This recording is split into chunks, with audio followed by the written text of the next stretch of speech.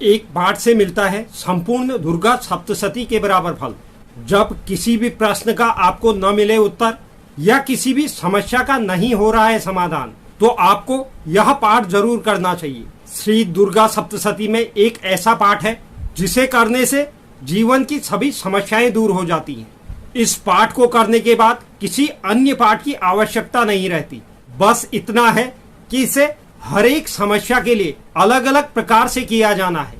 तो आज हम इसी विषय पर चर्चा करने वाले हैं कि छात्रों को विद्या प्राप्ति के लिए इस स्तोत्र का पाठ किस तरह से करना चाहिए। व्यक्ति को अपने जीवन में यश और कीर्ति की प्राप्ति के लिए इस पाठ को किस तरह करना चाहिए।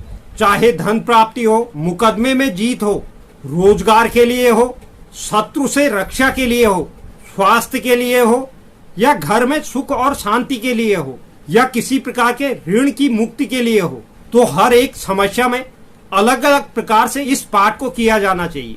इस पाठ को करते वक्त हमें क्या सावधानियां बरतनी चाहिए, क्या इसके नियम हैं और किस तरह से इस पाठ को किया जाना चाहिए, इन सब विषयों पर हम आज की वीडियो में चर्चा करने वाले हैं। इस पाठ का नाम है सिद्ध कुंजिका स्तोत्रम। समस्त बाधाओं को शांत करने के लिए, शत्रु दमन के लिए, कर्जे से मुक्ति के लिए, करियर में, विद्या में सफलता प्राप्त करने के लिए, शारीरिक व मानसिक सुख प्राप्त करने के लिए सिद्ध कुंजिका स्तोत्र का पाठ अवश्य करना चाहिए। यह पाठ कोई बड़ा पाठ भी नहीं है जिसे आप नहीं कर सकते। इसे लगभग आप 3 से 4 मिनट की अवधि में आप इसे पढ़ सकते हैं। यह अध्याय दुर्गा सप्तशती में सम्मिलित है। इससे दुर्गा सप्तशती के बराबर ही पुण्य फल प्राप्त होता है। नाम के अनुरूप ही यह सिद्ध कुंजिका है। अगर आपको अपने जीवन में किसी भी प्रश्न का उत्तर नहीं मिल पा रहा है, यानी कि आपकी समस्याओं का समाधान नहीं हो पा रहा है, तो आपको इस पाठ को जरूर करना चाहिए। इससे माता भगवती आपकी रक्षा करेंगी। भगवान शंकर कहते हैं, देवी कवच, अर्गला, कीलक, रहस्य सूक्त, ध्यान, न्यास और यहाँ तक कि अर्चन भी आवश्यक नहीं है। केवल कुंजिका स्तोत्र का पाठ ही व्यक्ति को वह सब फल प्रदान कर देता है।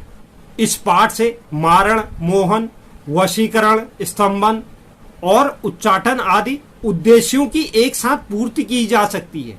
इसमें स्वर और व्यंजन दोनों की ध्वनि है और योग और प्राणायाम भी है। इसमें एक मंत्र दिया गया है जो संक्षिप्त मंत्र है।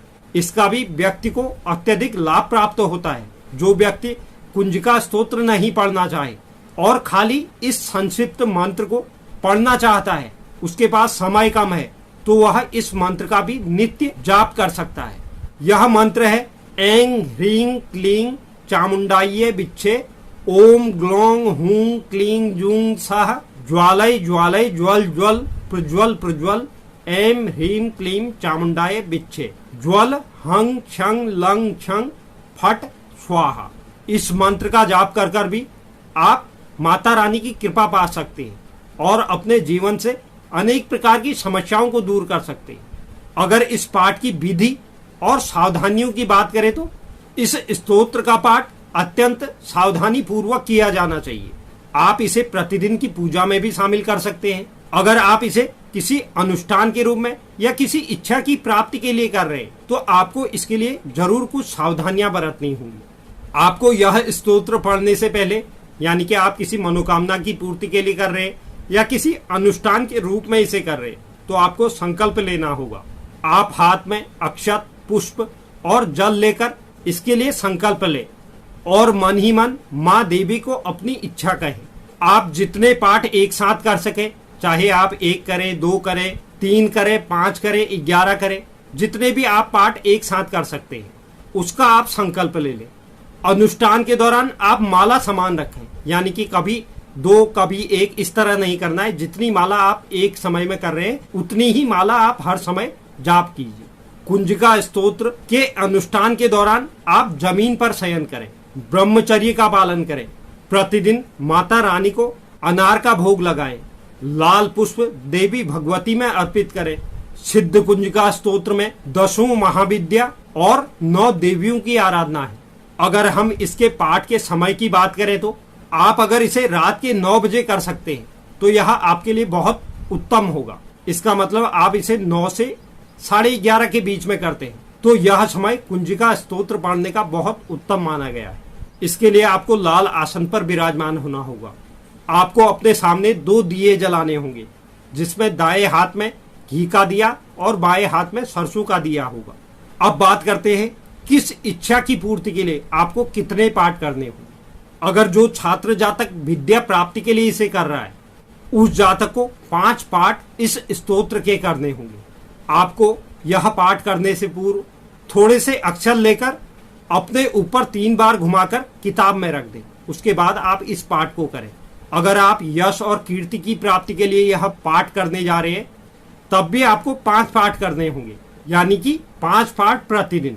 आप इसे 21 दिन के लिए कर सकते हैं, 41 दिन के लिए कर सकते हैं। अगर आप नवरात्रि के दिनों में इसे कर रहे हैं तो आप इसे 9 दिन के लिए भी कर सकते हैं।